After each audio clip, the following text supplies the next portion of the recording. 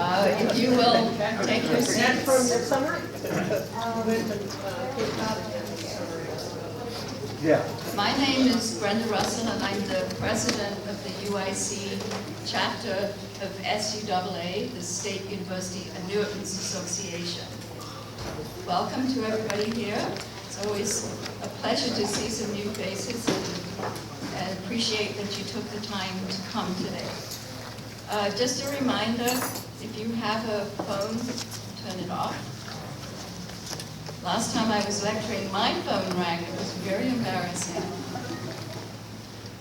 We're here today to discuss the Illinois fiscal problem and political logjam. Now, when we thought of this title a few months ago in our committee, we were hoping that the logjam would have dissipated and we would be having more to talk about what might happen. But as you know, Illinois still has no budget. So we have 3 speakers today, and they'll each speak for 15 minutes, followed by a discussion at the end. And we will have a light lunch that will be set up at the back of the room, and you're welcome to stay. If you are a SUAA UIC chapter member, then you have paid for your lunch. If you are not, we welcome you to enjoy the lunch and hope you will join our chapter that costs less than, what did we say? $1 a week? It's less than $1 a week. So we hope you will join. We still need those dues for the membership. We put on those meetings. We also try to influence our state politicians by information. And the goal of the SUAA is to protect the pensions and the benefits of those currently employed and those retired. And we know there's a lot to do. So the first speaker, ready? It's Ralph Martire, who's the executive director of the CTBA, that's the Center for Tax and Budget Accountability. Ralph has a long history of being involved in budgeting and matching the budget to what we need as a government to spend the money on, things we care about. So in February 2011, for example, he was the U.S. Department of Education Equity and Excellence. He also still teaches in a master's program on education, finance, and fiscal policy at University of Illinois in Roosevelt. And he's very active. I'm sure you have seen him interviewed on local news channels, heard him on radio programs, and it's a real pleasure to have him speak.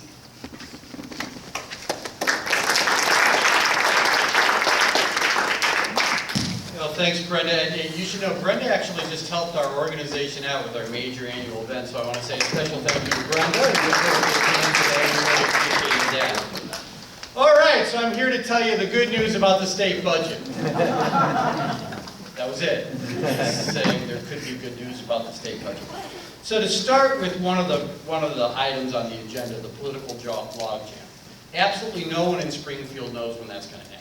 I had dinner with Senator Toy Hutchinson on Sunday evening. She's chair of the Senate Revenue Committee. She actually is conversational with Governor Rauner.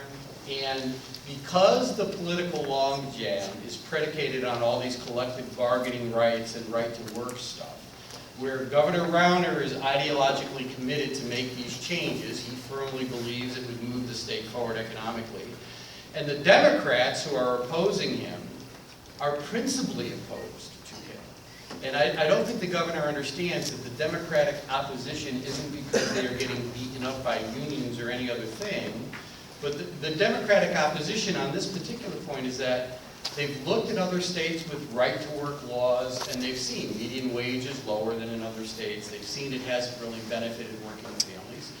And so they don't support it on a principle basis. And the vast majority of them believe it will hurt their constituents if his turnaround agenda becomes law. That's what's holding up a discussion on the budget. Because actually, when you get down to the budget, the news, at least on the revenue side, is slightly more positive than it's ever been. The governor himself has acknowledged that a number of meaningful revenue alternatives have to be put on the table if we're going to solve the state's fiscal problems. And I don't know if you picked up this report from the Center for Tax and Budget Accountability, it's out there, but please pick it up.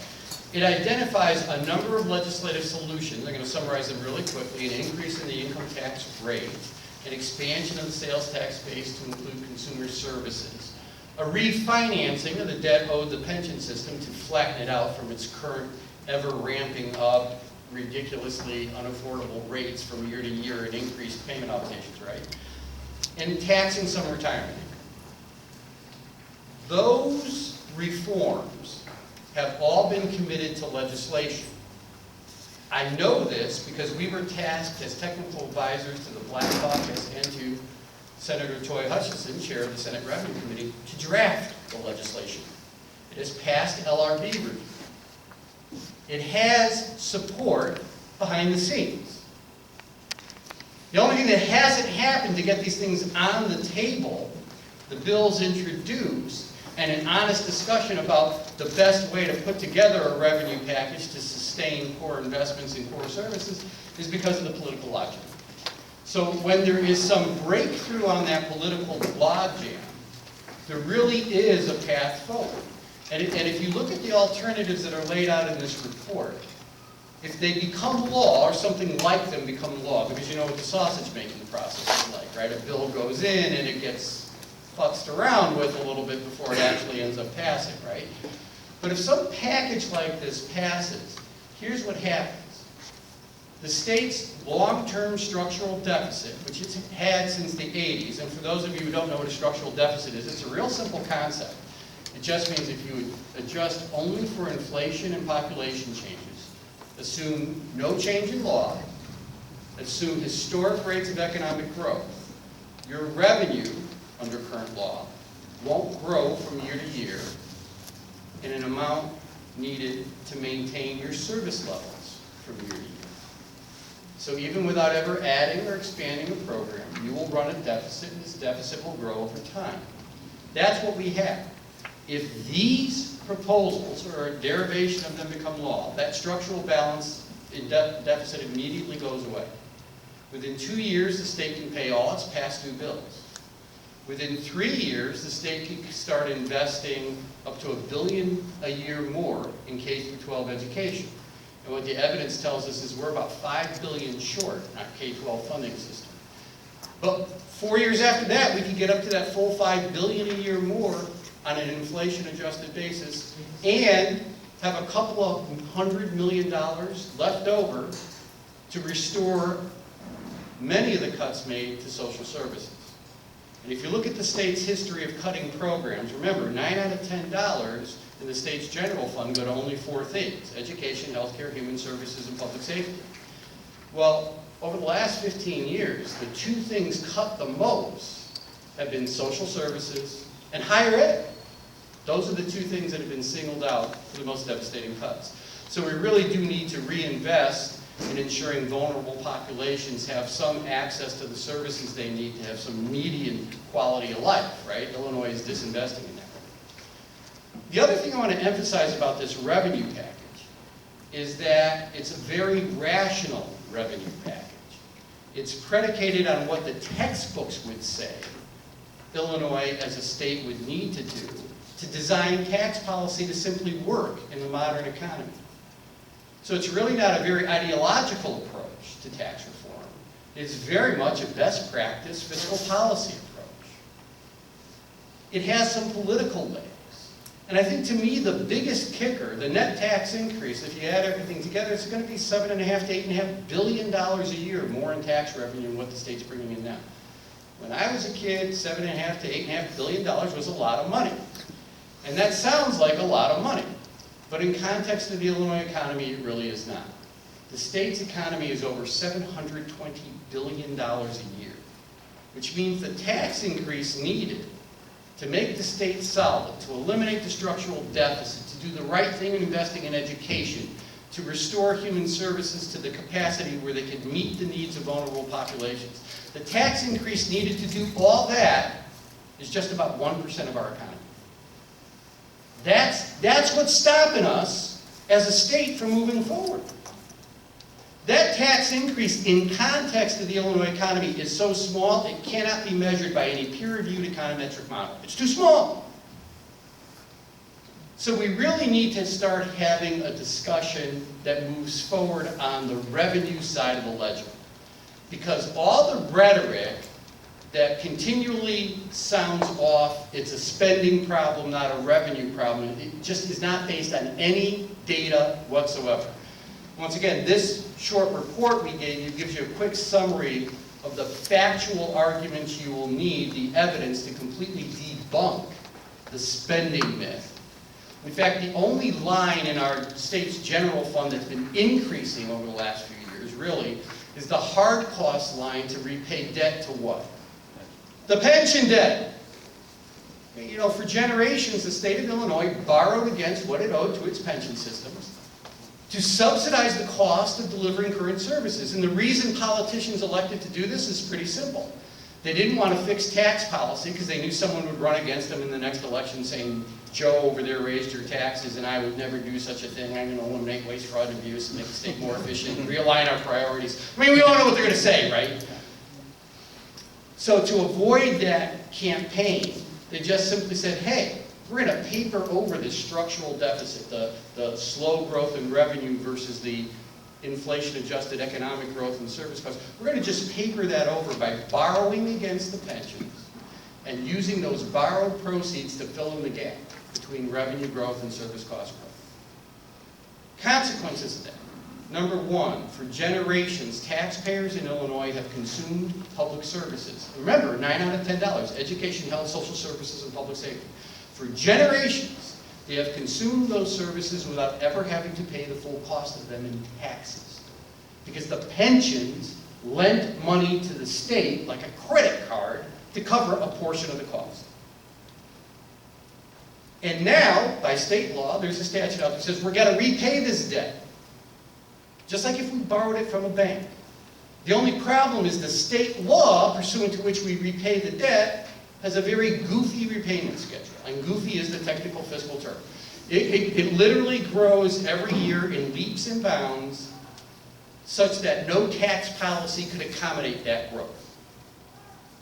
So our suggestion, and you will see it in here, is to simply re-amortize the debt, flatten it out, like your mortgage payment is, extend it a few more years, and make it a rational payment program. One that actually grows the funded ratios of all 5 public employee pension systems to the point where they're healthy. In fact, in 30 years, we'd go from where we are now, which is roughly 38% funded, to 72% funded. And we would reach that while paying all cash flow obligations to retirees, current and future, for their pension benefits. It's a rational way to go. So I am hopeful that when whatever happens to break this stalemate over collective bargaining rights and over workers' rights, etc., whenever that breaks, there's a rational pathway forward for really putting the state's fiscal house in order. And if we take that step, then next year we could have a much more positive conference here than I'm afraid we're going to have to be talking about today. Thank you.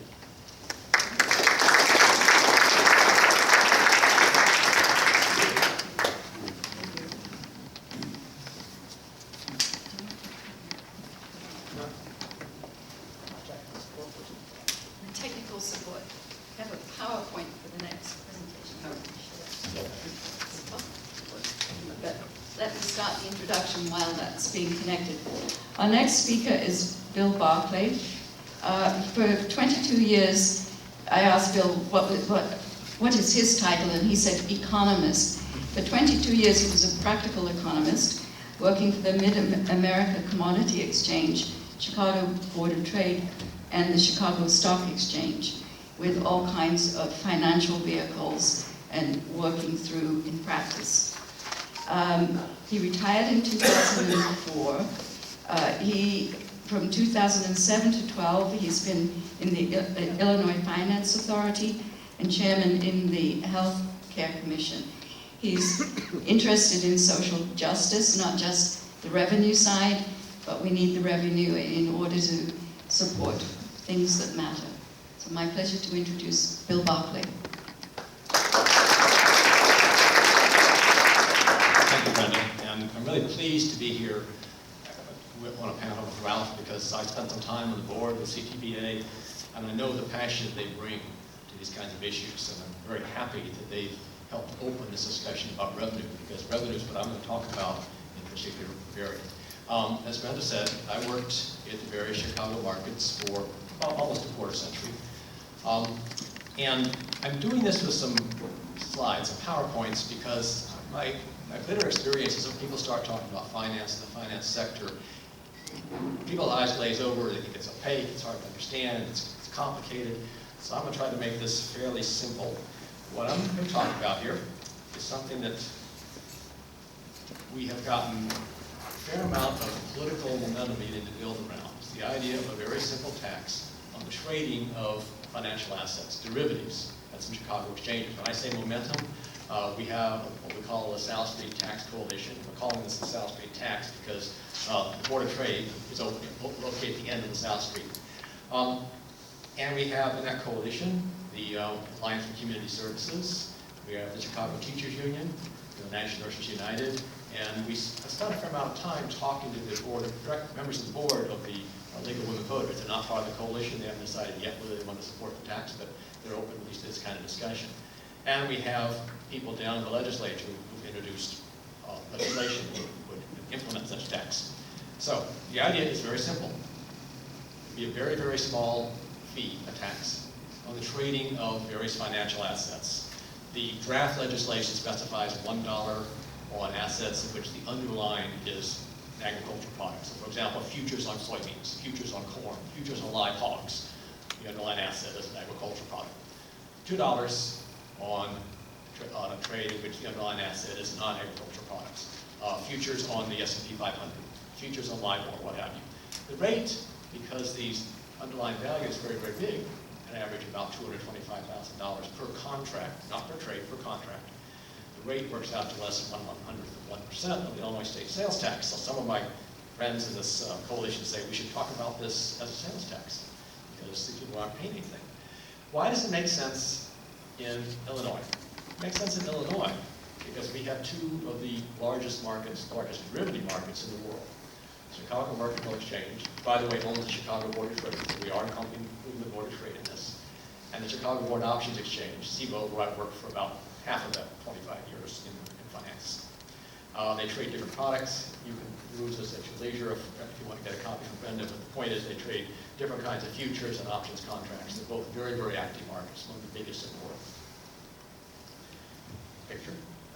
The building there is the Chicago, one of the Chicago Mercantile Exchange's buildings. We have several actually in the Chicago metropolitan area, but this is the one that identified with the exchange as where the administrative offices are. The picture on the right is the trading bid from the exchange where I worked for many years, the Chicago Board Options Exchange. So the rate is very low. So how could it raise much money? Well, there are between 10 and 15 million contracts traded every day in these two markets put together. At current trading levels, and we can come back and talk about that in the discussion, at current trading levels, that would have raised anywhere from $10 to $12 billion annually in these fees. That's because the proposed legislation would attach into each contract, and since each contract has both a buyer and a seller, these contracts don't exist until the buyer and seller come together. Both the buyer and the seller would pay the fee. The Illinois state budget is $35–40 billion, so this is a fair amount of money. And as Ralph pointed out, there's not very much money in terms of the Illinois gross state product. We're about $750 billion the last time I checked. About 1.5 to 1.6% of the Illinois gross state product. Some people say, well, how does it compare to the finance sector? You know, the finance sector nationally is about 7.5% of U.S. GDP, which means it's about 1.5 to 1.6 trillion. That's trillion for TR. So it's a small relative finance sector as well. This is just a little chart that shows, yes, there'll be some variation from year to year because the amount of trading varies from year to year. But those are all in billions. Don't have the stuff for 2015 yet. It's only partway through the year. The market's been active recently. Actually might even generate more revenue this year because of the increase in trading volume over the last few months. So let me just talk a couple of minutes about the issues, because nobody lines up in queue to be taxed, right? Nobody says tax me next. So there are obviously political issues when we talk about something like this. And a few years ago when I was in Fox Business News, the first question they asked me was, well, the exchange only makes about $1.25 per contract, so this is going to drive the exchanges out of business. My response was, I'm really glad you asked that question, because this is not a tax on the exchanges. At that point, they cut the interview off. But exchanges don't pay this tax, would not pay this tax. This kind of tax exists in various places around the world. And actually, two presidential candidates, Mr. Sanders and Mr. Mallett, have proposed it at the federal level in the U.S. It's in place in one form or another in about 20 to 25 countries around the world. Nowhere does the exchange pay the tax. It's a tax on trading. Exchanges don't trade. People trade, institutions trade, maybe your pension fund trades, maybe you have a friend who grows soybeans or wheat or corn, maybe they trade. It's a tax on trading. So who does trade? No, hedge funds, banks, high-frequency traders, various kinds of speculators. And what they're trading in these two markets, in terms of the way in which the legislation is drafted, is not trading in any other market. Now, we'll come back to this question about high-frequency trading, because it would actually hurt some high-frequency trading firms, which I spent the other quarter century in business. I think that would not be the worst possible outcome. In the way the legislation is drafted, it would have an exemption for any 401k or retirement accounts. They would not pay the tax. If your pension fund is doing too much of this trading, though, you might actually want to tell them to cut back a little bit. Now, some will say, well, won't the traders go trade something somewhere else? Or maybe trade the same thing somewhere else if they could find it. And we have an interesting real-life experiment. Economists don't usually get this kind of experiment, but this was one that just sort of fell into my lap. A few years ago, an exchange called ELX, stood for Electronic Liquidity Exchange, got themselves approved to trade some of the same products that the Chicago Mercantile Exchange trades. You can go through the regulatory structure of the CFTC, and after a period of time, 6 months, a year and a half, you can begin to trade the same products. They said to people, we're going to trade the same products, but here's the difference. Whereas you're paying anywhere from $1.25 to $2.50 to clear and settle the trades at the Mercantile Exchange, we're only going to charge you 18 cents. If you think of that difference, the difference is very close to what we're talking about in terms of this proposed LaSalle Street tax of $1 to $2 a contract. In addition, we have something else ELX said. We will have JP Morgan Chase, Morgan Stanley, and Goldman Sachs here to make markets for you. Sounds like a great deal, right? So what happened? Probably none of you ever heard of ELX, because on their very best month, they managed to trade as much in a month as the Mercantile Exchange traded in a contract in one day. And they had no impact on the Mercantile Exchange volume. Liquidity is extremely hard to move. I'm not going to go into this. I do this in my classes at MIC in terms of explaining how hard liquidity is to move and why it is to move. But think of it this way, just intuitively. You're all trading in a very big market, the Chicago Mercantile Exchange. It does very well. Somebody comes to you and says, we have a better deal, come here. Who has the incentive to move first? Nobody. You'd all like somebody else to move first. When the exchanges move, I've heard people say, well, just put a server on the truck and drive to Indiana. I suggest you take a trip out to Aurora, where you will find that Chicago Mercantile Exchange is a 428,000 square foot facility. That's 7.5 football fields. Sort of visualize it a bit. That's where the execution and matching, and it's also the fact that it's not just exchanges. These firms pay for something called co-location, where they put their server as close as possible to the exchange matching engine. The very fastest firms say we are at 98% of the speed of light in terms of transmitting data from one bit. I'm not sure if that's true, but I just read the literature and that's what they tell me. So it's a huge amount of investment, a huge amount to move. It's not simple, it's not easy. There are people who would oppose it. I'll point out Mr. Griffin, who was a major contributor to both Mr. Rauner's and Mr. Brandon's campaign. There are other people there as well. So, going back, I'll conclude sort of along the lines of what Rob was talking about. We want tax choice to be good tax policy, right? LaSalle Street tax is something that is a very small tax on an event that happens very often. It raises a significant amount of revenue. It's easy to collect because you would collect it to the clearinghouse level. Everything that trades has to go through the clearinghouse already. It's just another line of code to put it in. It should fall on those able to bear the tax. How many of you actively trade options and futures in this room? Okay. People like us don't spend our time trading. This is traded by high net worth individuals, by banks, by hedge funds, etc. We should discourage activity we might want to limit to some extent. I have a quote from the guy who was the former senior regulator, financial regulator in the UK, a man named Lord Adair Turner, who said, much of what happens in the City of London's financial sector is socially useless activity. I would argue that's probably true for a lot of HFTs. And it should future further economic and social justice. So put it all together, this could contribute significantly to countering the decades of underfunding that Ralph talked about a little while ago, boosting funding for education, make up decades of unpaid pension promises, and fund thousands of jobs in the state of Illinois. So I think this kind of proposal belongs in the mix. Now, will Governor Rauner likely to support this proposal? You know he comes from GTCR, right? He comes from a finance firm. So it will be a political fight, but it's one that we are getting increasing support. We're probably going to do some more work. We are going to do some more work with state legislators over the next few months. And if anyone wants to join us, I'd be happy to talk to you afterwards. Thanks.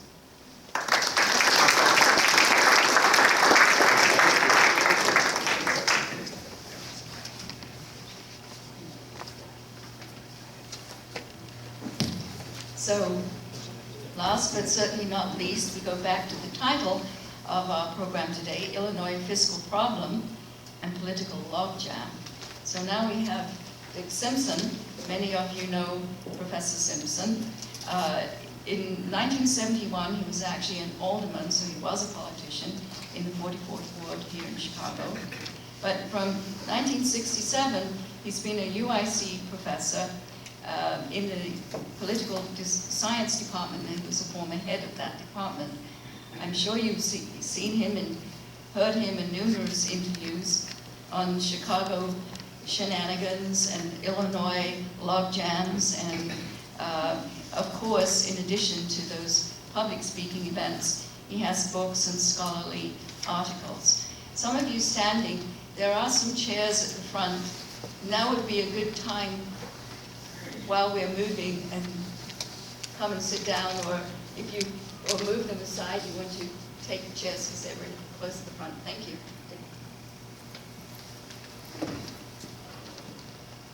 So when I agreed to do this talk, Dick Johnson had called me the first part of August, and I thought that would be pretty simple. I would just come and I would explain what had happened. It would be fairly simple to explain. I would tell you that the governor and the legislators' leaders had met. They'd called a special session of the legislature, and 48 hours later we would have a state budget. Well, there's been a problem. One of the problems has been the legislative leaders and the governor haven't met since May. So that makes it hard to finish the scenario if they don't even get together to talk about it. So what has happened instead is that the state is still paying off last year's bills. So here at the university, it's not so bad yet because they're always 6 months behind in paying the bills. So we're just getting our regular checks like we usually would. Unfortunately, though, the 6 months is up certainly by December. So that once the state finishes paying last year's bills off, we're in trouble. Not everybody's in trouble in that sense, because there have been a number of court cases that have caused the state to agree that they will continue paying some of the bills. Now let me just put some of this in context. We mentioned that the university has got some problems anyway with the state. A decade and a half ago, the state of Illinois paid 48% of our costs to run the University of Illinois, including here at UIC. They now, if they were paying, would be paying 14% of the cost. So what I like to say about it is we're not really a state university. We happen to be a university in the state of Illinois. They're no longer our biggest benefactors. Nonetheless, the $200 million we're talking about cutting from our budget would be appreciated if we had it, because we could hire faculty, students could get grants, and so forth. So there is also the danger for the university that someday the state would figure out maybe they don't have to keep paying the bill to the university, just cut off 6 months or a year's worth of funding, After all, we're running anyway, why should they bother? And that's a considerable problem, because when they get in that meeting, they're going to have to decide how are they going to balance whatever is left of this year's budget. The state is still spending about 90% of what it normally spends